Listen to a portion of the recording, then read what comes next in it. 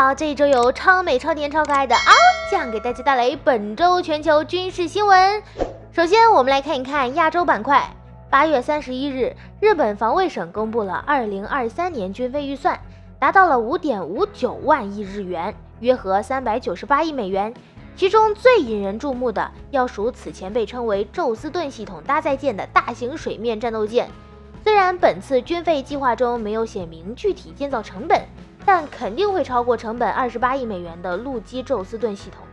根据日本防卫省计划案，新建造的宙斯盾舰船体全长210米，宽40米，标准排水量达2万吨上下，与日本目前的出云级护卫舰19950吨的排水量相当，预计将会成为日本海自最大的舰艇。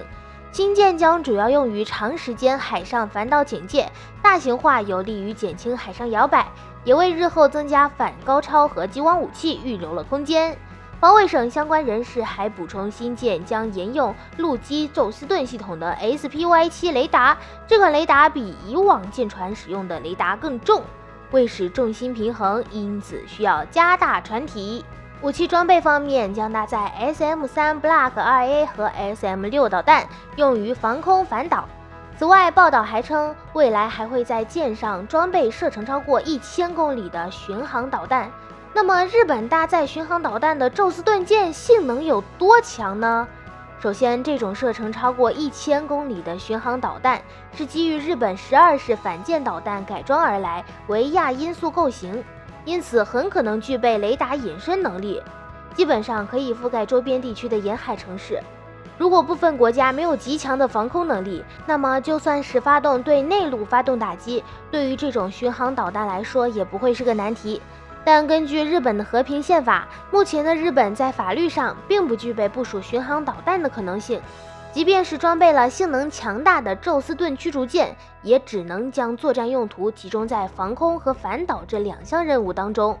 所以日本此次公布的这则信息是用于试探其他的亚洲国家，同时也是为了规避和平宪法方面存在的争议。值得注意的是，目前日本并不只有这种基于12式反舰导弹改装而成的巡航导弹，他们在研制这种射程超过1000公里的导弹时，还同时进行了包括高超音速巡航导弹以及高超音速滑翔弹的研发和采购工作。即便以上3项武器的研发进度因技术原因变得缓慢，还可以通过美国采购 JASSM 防区外隐形巡航导弹来提升自己对地打击能力。而且使用宙斯盾驱逐舰来装备远程巡航导弹，实际上只是日本的一个幌子。作为12式岸基反舰导弹的最新改进型，日本现有的任何一种水面战舰都能够发射这款巡航导弹，即便不将其装备在水面战舰之上，也能通过部署在陆基专用巡航导弹发射车，将这款射程超过1000公里的亚音速巡航导弹发射出去。再加上日本已经具备借助数据链或者发射前信息部署的方式，给这些巡航导弹预先定制飞行路径的能力，因此这款导弹将可以轻易绕过其他国家的防空系统部署区域，精确打击被严密防守的战略节点。此外，日本也曾明确地表示过，如果他们成功研发出射程超过1000公里的巡航导弹，那么他们必然会将这款导弹小型化，改造成可供战斗机发射的版本。这也意味着未来日本的进攻能力将会有很大的提升。而在日本获得了强大对地打击能力，并且能够对周边国家的地面目标造成严重威胁之后，也预示着该地区新一轮的军备竞赛要开始了。接下来我们来看美洲板块。8月31日，美国海军和空军研究实验室在加利福尼亚州海军航空站对新型高功率微波武器、高功率联合电磁非动能打击武器展开了测试。据了解，这个项目由美海军领导，空军研究实验室牵头，主要用于研发可集成载巡航导弹、机载武器吊舱或无人机等平台上的空基高功率微波武器系统，未来还有可能集成到航母系统上，可对重要战略目标进行电磁打击，夺取战场制电磁权。整个武器系统基于反电子设备高功率微波先进导弹项目发展而来，能够通过微波技术阻断电子系统，破坏、降级或摧毁陆基舰载 C-41指挥通讯系统，增强己方电子战和网络作战的能力，具有非动能、低附带伤害等特点。同时，这款高功率的微波装置尺寸小、重量轻、功耗低，因此可以集成到更小的运载工具上。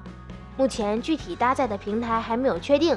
有资料表示，美军可能将它搭载在洛马公司研制的 AGM-158B 增程型联合空对地防区外导弹中。这款导弹可昼夜全天候自主作战，具备隐身性能。目前来看，美军最新测试的高功率联合电磁非动能打击武器将主要打击2类目标，一是航母战斗群。一般来讲，航母战斗群的防御范围在500公里左右，而搭载这款武器系统的巡航导弹作战半径却达到数千公里，并且雷达散射面小，突防能力强。借助导弹对航母战斗群进行电磁攻击，可对航母指挥控制与雷达系统进行干扰破坏，为己方后续火力打击目标赢得充分时间。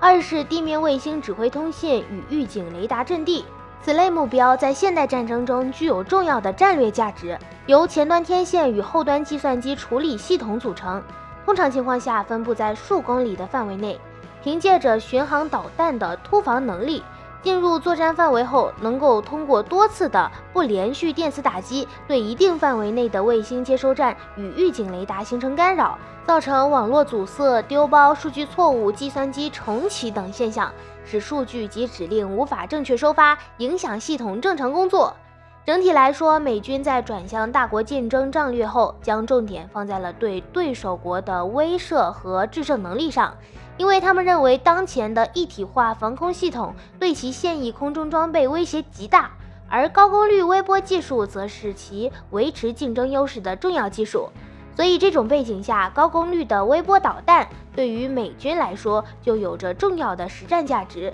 一方面，高功率微波导弹技术能够对电子信息系统造成扰乱、降级等效应，通过实施突防，能在一定范围内影响敌方指挥通信与雷达设施的作战效能，从而为后续进攻提供作战时机。这种作战模式对一体化的防空体系形成一定压制。另一方面，高功率微波导弹技术具有较高的效费比和技术成熟度，能够在短时间内投入实战应用。在美国国防预算受限的情况下，通过大规模更新换代高端武器很难解决问题。所以这项技术的应用是性价比高且有效的方式。未来高功率微波武器系统将会作为一种低成本高效能的装备，完全有潜力实现在对抗的环境中对对手国形成军事优势。接下来我们来看一看俄乌战争的最新进展。8月29日，乌克兰南部作战司令部宣布，乌克兰武装部队在战线南部的多个方向发动了进攻。目前乌军通过一系列精确打击后，已基本掌控局面。自7月初泽连斯基下令解放被俄军占领的南部地区以来，曾多次听到乌军将进行大反攻的消息，但都没有看到具体的行动。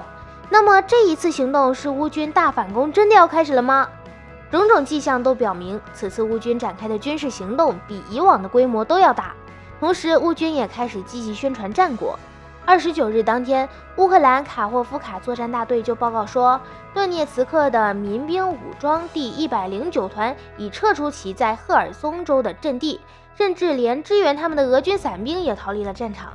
反攻行动取得了巨大的战果，成功突破了位于在赫尔松附近的俄军第一道防线。已经有3个地方被攻破，许多的俄军士兵也被消灭和俘虏。目前，乌军从俄控赫尔松市附近夺回了4个据点。至于俄罗斯方面，在29日也承认乌军在南部进行反攻，但表示乌军也遭受到了重创，一昼夜内损失了1200多名士兵。虽然根据情况来讲，任何的进攻行动对他们来说都是好消息，但几个营的局部攻击并不会彻底击败赫尔松州的俄野战军。目前尚不清楚乌军各营具体推进了多远，不过可以肯定的是，这将会是乌军组织大反攻的第一阶段。如果运气好的话，很可能会改变战争的势头，有利于基辅。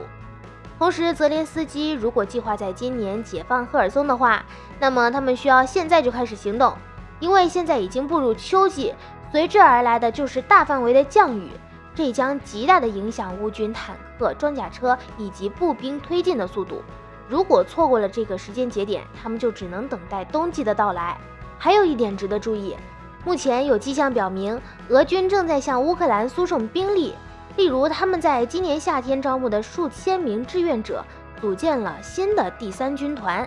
而就在最近几天，负责运输新军团的火车被俄方媒体发现，显然是在前往乌克兰的途中。因此，在这种情况下，乌军对南部反攻必须尽快发动，否则战场上大量涌入的俄军会比即将到来的雨季更让乌军头疼。最后一则新闻是9月2日，俄罗斯自由媒体发文称，俄军的 S-500普罗米修斯防空导弹系统已经开始陆续装备部队。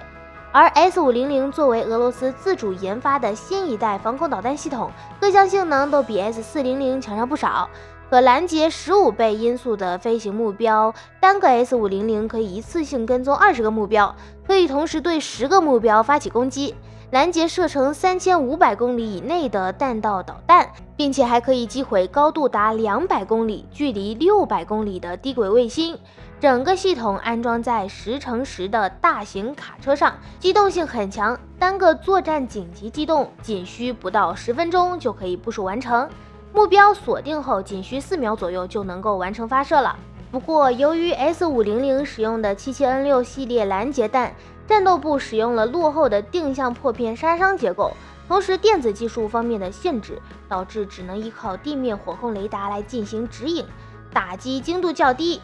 而这也带来了一个好处，那就是拦截弹的使用成本对比美国的先进拦截弹要低一些。但不得不说，防空系统要的不就是精度吗？遗憾的是，导引头和弹体的设计这2个方面，俄方都不是很擅长。这2个方面的不足，在很大程度上限制了 S-500的作战效率，也从侧面可以看出，俄军的拦截弹还是没能从根本上解决粗糙笨重的缺点。无论是结构还是体积方面，都有不小的发展改进的空间。总的来说 ，S-500部署迅速、拦截弹射程远等等的优点，对于俄军来说是非常关键的，解决了他们在独立作战时对空袭的信息保障问题，有助于在需要的地方快速建立起一个空天盾牌来抵御敌军的攻击。虽然在个别方面上还略弱于美军的萨德反导系统，需要长时间的实验和调整，但不得不说，俄军的 S-500还是有一定的战略威慑力的。其次，受限于技术，在该系统上搭载的3款拦截弹与同时代反导导弹相比，性能并不出色，也仅仅是威力大而已，科技方面显得有些薄弱。毕竟，如果存在地面干扰的情况下，谁也无法确保拦截弹在制导的过程中不出现任何状况。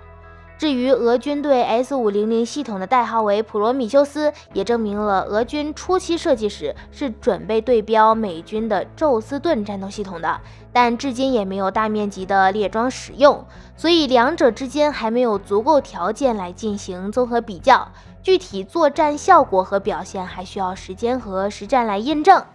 好了，本期军事新闻分享到这里就结束啦。喜欢本频道的朋友们可以点击下方的订阅按钮，我们下期再见吧。